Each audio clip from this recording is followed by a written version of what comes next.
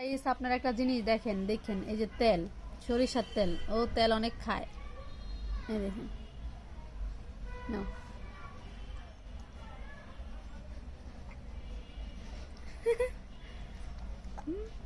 দেখছেন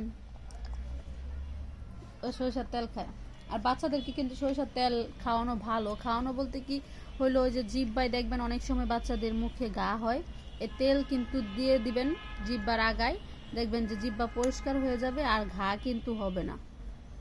এটা আমার মা মানে আমাদেরকে বলছে এখন এর ডাক্তাররা তো বলে সরিষার তেল বাচ্চাদের জন্য ক্ষতি কিন্তু আগে তো আমাদেরকে এভাবেই মানুষ করছে দেখছেন